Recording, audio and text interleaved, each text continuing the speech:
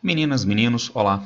Eu preparei uma revisão da FUVEST para vocês, no nosso caminho de preparação para os exames vestibulares. Mais uma revisão FUVEST segunda fase. Dessa vez uma revisão um pouco diferente, porque ao invés de serem pinçados temas diferentes, eu peguei uma prova na íntegra. Eu acho isso bastante interessante. Então, não uma revisão temática, mas a prova na sua totalidade, e a gente vê como, inclusive, estão distribuídos os diferentes temas, como uma boa distribuição de temas, de quadro natural, quadro humano, econômico, geopolítico, questões na escala Brasil, questões na escala mundial, como elas se misturam no desenrolar da prova. É uma prova um pouco mais antiga, a prova de 2015. Eu também tive essa iniciativa porque as provas mais recentes normalmente aparecem mais recorrentemente nas revisões, nos materiais apostilados. Então, uma prova um pouquinho mais antiga, que talvez os alunos não tenham feito tão exaustivamente as questões. Mais um último detalhe, esta prova está,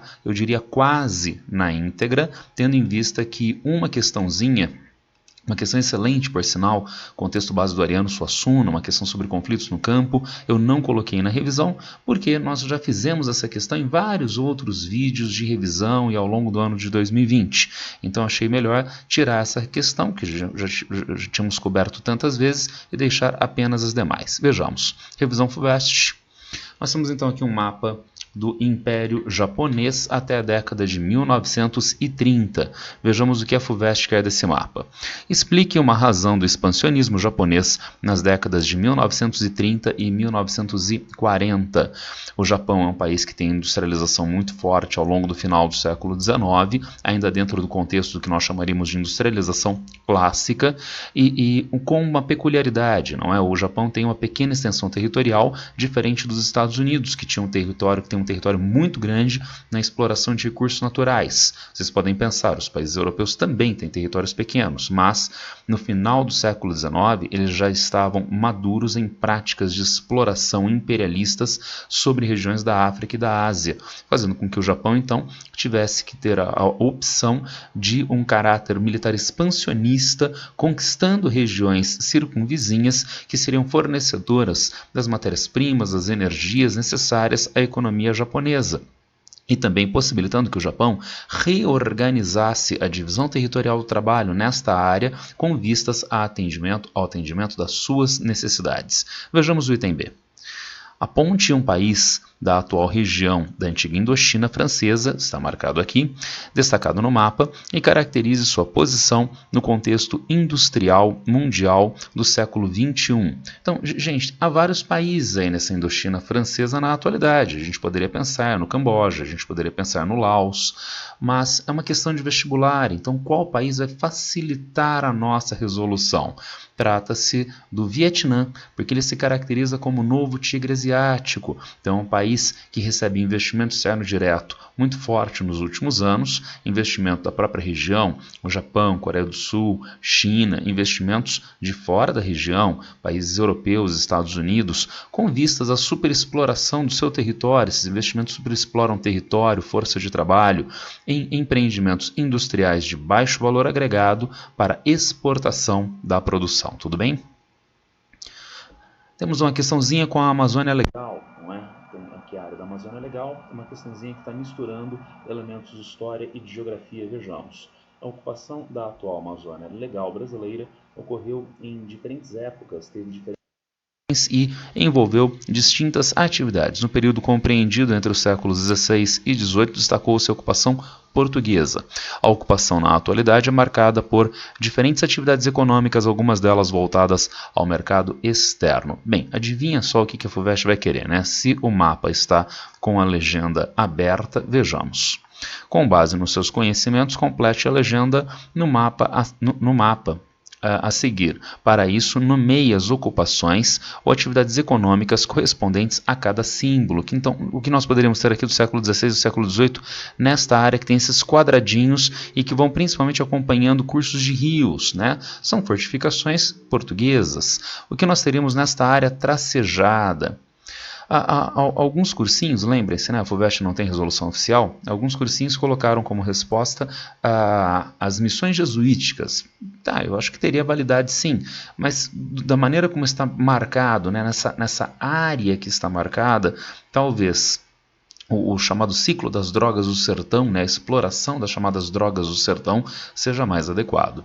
E vejamos na atualidade, né, do século 20 e 21, esta área na porção oriental do estado do Pará, né, sul-oriental do estado do Pará, trata-se do programa Grande Carajás. E as setinhas que seguem para o norte são as setas indicativas da expansão de fronteiras agrícolas pelo centro-oeste e pelas partes meridionais da região norte. Tudo bem? Questão relativamente simples também, não é? Acho que sem maiores problemas para o vestibulando. Temos aqui estimativa da população do Brasil de 1700 até 1970. Então nós temos aqui os anos 1700, 1770, 1810 até 1970, né? E a população em milhares de habitantes. 300 mil, 2 milhões, 100 milhões de habitantes. Com base nos números apresentados na tabela acima, identifique e explique o fator determinante para o aumento populacional registrado entre 1700 e 1770. Neste período está compreendida a atividade mineradora nas Minas Gerais. Essa atividade vai concentrar a população nessa região e população urbana. Então a atividade mineradora e o extrativismo vegetal vai levar ao crescimento das cidades nessa região mineradora, contribuindo para o crescimento populacional. De 1920 a 1970, a urbanização avança no Brasil, e com a urbanização nós temos uma tendência de mudança, de queda assimétrica nas taxas de natalidade e de mortalidade. Ambas cairão ao longo do século XX, mas de forma assimétrica. A taxa de natalidade cai tardia e lentamente. A taxa de mortalidade cai rapidamente, né, cai imediatamente a partir da urbanização e, consequentemente, aumenta significativamente o crescimento vegetativo brasileiro neste intervalo. Vista então essa questãozinha, vamos à próxima. Foi o capitão com alguns de nós um pedaço por este arvoredo até um ribeiro grande e de muita água, que ao nosso parecer é o mesmo que vem ter a praia, em que nós tomamos água, ali descansamos um pedaço, bebendo e folgando ao longo dele, entre esse arvoredo que é tanto e tamanho e tão vasto e de tanta qualidade de folhagens que não se pode calcular. Há lá muitas palmeiras, de que colhemos muitos bons palmitos na carta de Pero Vaz de Caminha, desculpem a minha cegueira. O texto descreve características da paisagem encontrada pela esquadra do português Pedro Álvares Cabral em 1500 ao chegar ao que hoje é o Brasil. Vamos ver o item A. Paisagens semelhantes a essa eram conhecidas dos navegadores portugueses em outros trajetos antes de 1500? Justifique. Sim, porque antes da chegada ao continente americano, os portugueses já vinham na navegação de circunnavegação do continente africano, com paisagens que poderiam lembrar essas paisagens do litoral brasileiro. Vejamos B.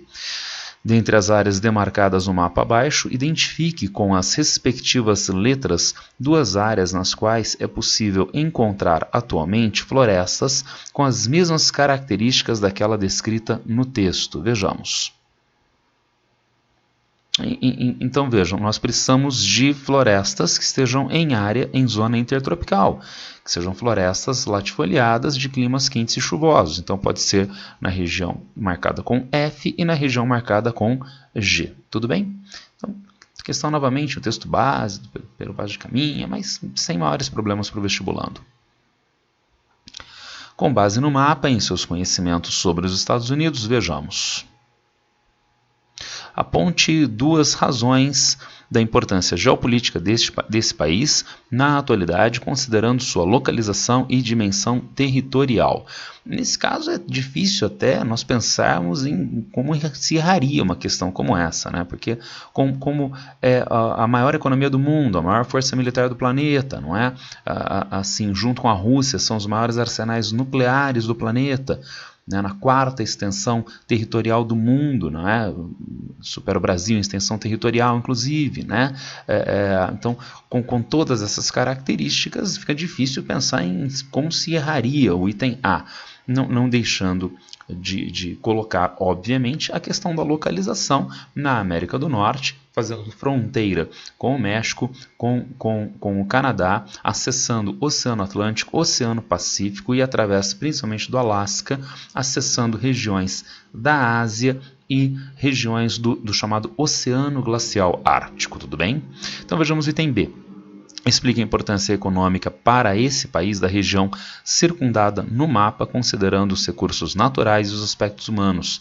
A região circundada é aquilo que já foi denominado de Manufacturing Belt, né, o cinturão industrial americano, mas que é a área primitiva de industrialização dos Estados Unidos e que, principalmente a partir do final do século XX, entrou em decadência industrial, em desindustrialização e com o avanço do desemprego, e da despopulação em algumas cidades, né, fazendo com que esta área fosse rebatizada de uma maneira pouco elogiosa como Snow Belt, como Frost Belt, como Rust Belt. Inclusive, o desemprego desta região é que acabou sendo mais facilmente capturado, não é, pelo discurso dito populista de direita de Donald Trump na penúltima eleição dos Estados Unidos. Tudo bem? Observe o mapa a seguir. Então nós temos um mapa em projeção azimutal centrada no Polo Norte, mapa centrado no Polo Norte. Vejamos. Aponte sobre a região ártica um interesse geoeconômico, identificando 3 países nele envolvidos.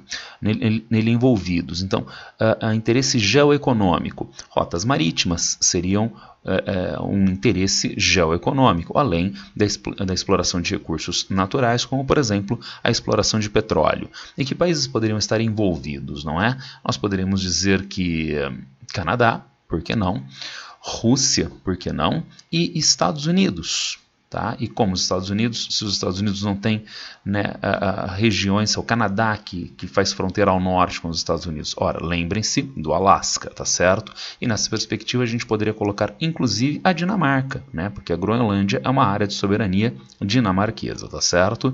Vejamos B, explica a ocorrência de um impacto ambiental relacionado a uma importante atividade geoeconômica desenvolvida nessa região. Então, se a exploração de petróleo, se a rotas marítimas, né? Então nós temos potencial derramamento do combustível, causando impacto nos ecossistemas marinhos e nos ecossistemas litorâneos. Tudo bem? Temos aqui um esquema que mostra a expansão dos shopping centers no Brasil de 2008 a 2014 e a sua distribuição nas diferentes regiões brasileiras, macro-regiões do IBGE. Com base nas informações acima em seus conhecimentos, identifique a 2 fatores responsáveis pelo crescimento do número de shopping centers no Brasil entre 2008 e 2014.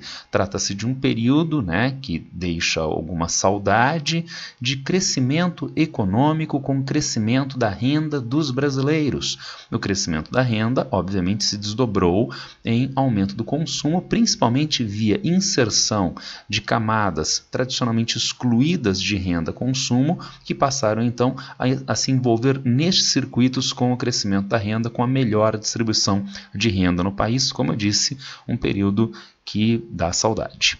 Vejamos B, 2 tendências da distribuição geográfica dos shopping centers pelas diferentes regiões brasileiras. Identifique, né, 2 tendências da distribuição geográfica dos shopping centers pelas diferentes regiões brasileiras, considerando o crescimento no período de 2011 a 2014. Justifique a sua resposta. Então, o que nós temos na distribuição? Vejam, concentração na região sudeste, né, na verdade, crescimento, desculpa, não é? Um crescimento de 29,2% na região sudeste, mas um crescimento de 40% na região norte. Então, esse crescimento da região norte deve ser destacado, assim como o crescimento da região sudeste. Na região sudeste, porque é a região mais antiga de concentração de atividades econômicas urbano-industriais do Brasil, e daí o crescimento de quase 30%. Na região norte, tendo em vista a carência dessas infraestruturas e com o crescimento da renda, há uma tendência de maior aceleração desse crescimento. Vejam, nós temos uma pequena quantidade desses empreendimentos de compra, mas um crescimento muito significativo no período considerado. Tudo bem? Vejamos, o plano diretor estratégico para o município de São Paulo, aprovado em 2014, estabelece que o extremo sul do município, destacado no mapa abaixo, deve ser considerado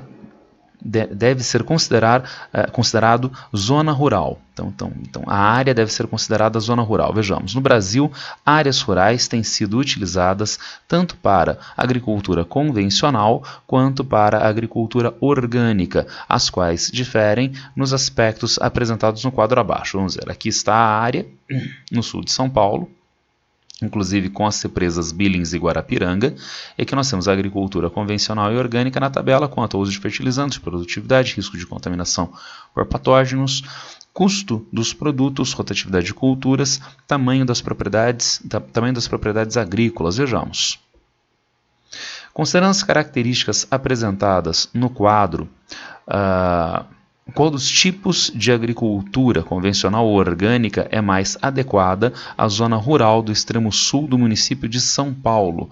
Como a gente está no extremo sul de São Paulo, então não há que se ter propriedades que ocupem uma área muito significativa, né? Trata-se, né, das proximidades de áreas densamente urbanizadas, tá certo? Então a agricultura orgânica com propriedades pequenas, além do que temos os cursos d'água, temos as represas. Para minimizar a contaminação desses cursos d'água, desses represamentos, a agricultura orgânica seria a mais adequada também, tá certo? Vejamos B.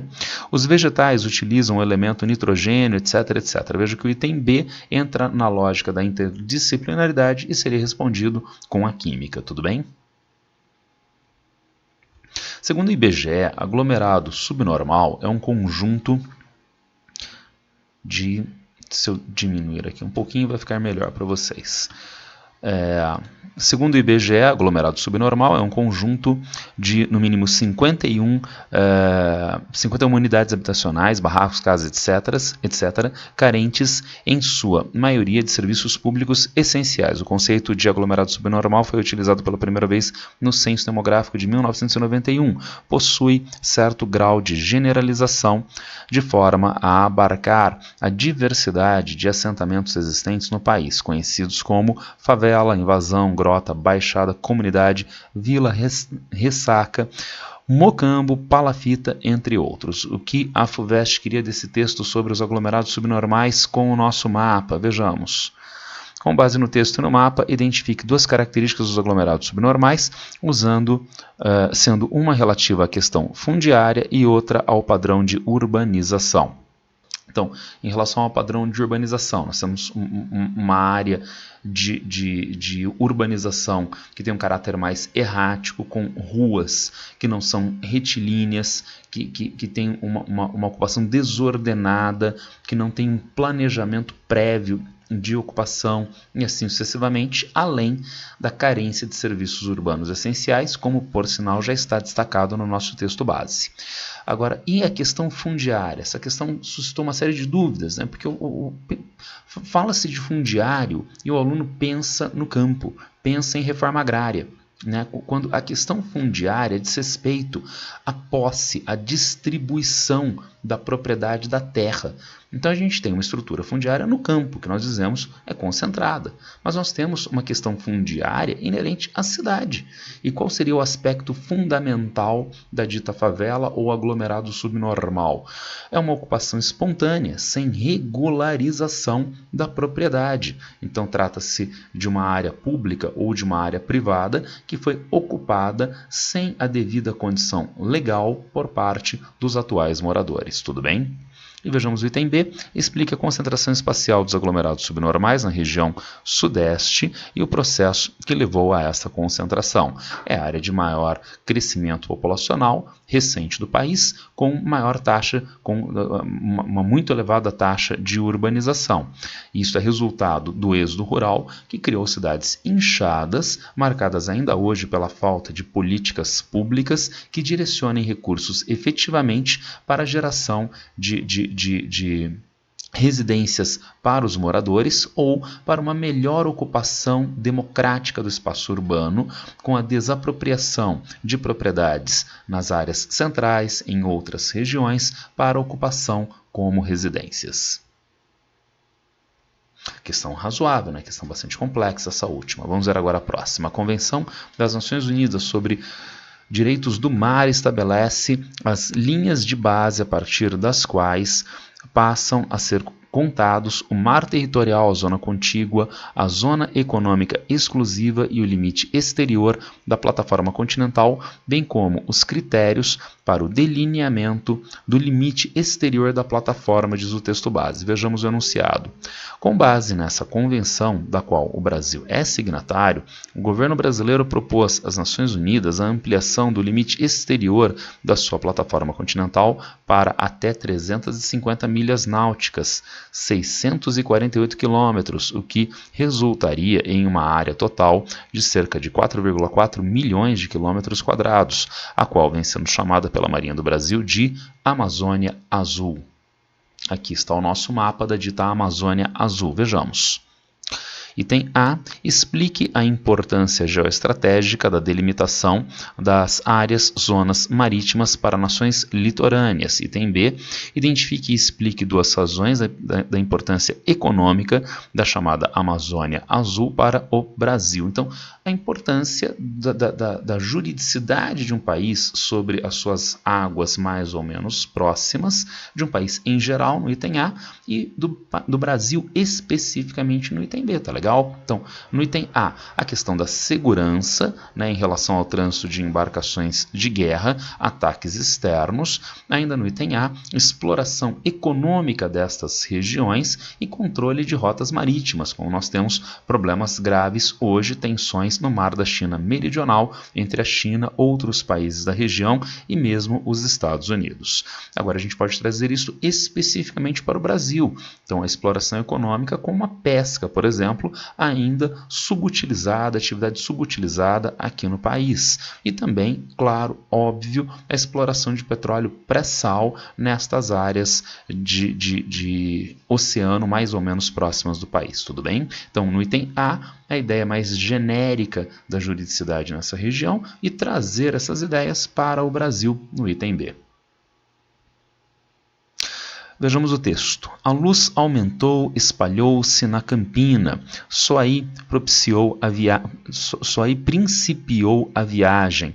Fabiano atentou na mulher e nos filhos, apanhou a espingarda e o saco dos mantimentos, ordenou a marcha com uma interjeição áspera. Afastaram-se rápidos, como se alguém os tangesse, e as alpercatas de Fabiano iam quase tocando os calcanhares dos meninos. A lembrança da cachorra-baleia picava-o, intolerável, não podia livrar-se dela. Os mandacarus e os alastrados vestiam a campina, espinho só espinho, e baleia aperreava-o, precisava fugir daquela vegetação inimiga no texto de Graciliano Ramos, Vidas Secas. Além da presença de espinhos, cite outras duas características da vegetação do bioma em que se passa a história narrada na obra Vidas Secas. Item B, considerando a data de publicação da primeira edição do romance Vidas Secas, de 1938, e a região em que se passa seu enredo, caracteriza os problemas sociais sugeridos pelo texto. Então, no item A, a gente tem uma questão da geografia, uma questão da biologia sobre a vegetação de caatinga, não é? Então, a presença de cactos, né? Árvores que têm poucas folhas ou desprovidas de folhas, raízes profundas, não é? Então, uma descrição. Lembrem-se de uma imagem, por exemplo, de caatinga e façam uma descrição desta imagem para o nosso item A. E no item B, há que se tomar um cuidado, talvez, que é não mergulhar no determinismo geográfico. Então, trata-se do problema da seca que causa a pobreza. Na verdade, a incapacidade da sociedade brasileira, principalmente através do poder público, de direcionar recursos com vistas a que as populações da região possam ter uma atividade produtiva e vida digna dentro de um ambiente de semi-aridez, o que motivou fluxos migratórios para outras regiões já na década de 1930, sabemos, ainda antes disto e depois disto também. Tudo bem? Então, há que se ter o cuidado só de não cair no determinismo geográfico, apontando uma relação causal linear entre seca de um lado, causadora da migração, seria uma abordagem viciada. Tudo bem? Então, eram essas as questões que eu queria passar para vocês. Nós vimos então que a prova trabalha com intertextualidade, nós vimos que a prova trabalha com uma boa distribuição de temas do quadro mundial, do quadro nacional, trabalha quadro natural, né? Trabalha várias questões de geopolíticas, de atualidades para a época, em questões bastante bem elaboradas, questões de muito boa qualidade. Espero que vocês tenham a melhor preparação possível para os exames vestibulares e vocês sabem, se precisarem de alguma coisa, a qualquer tempo, basta me acessar nas redes sociais. Abraço para todo mundo, boa sorte!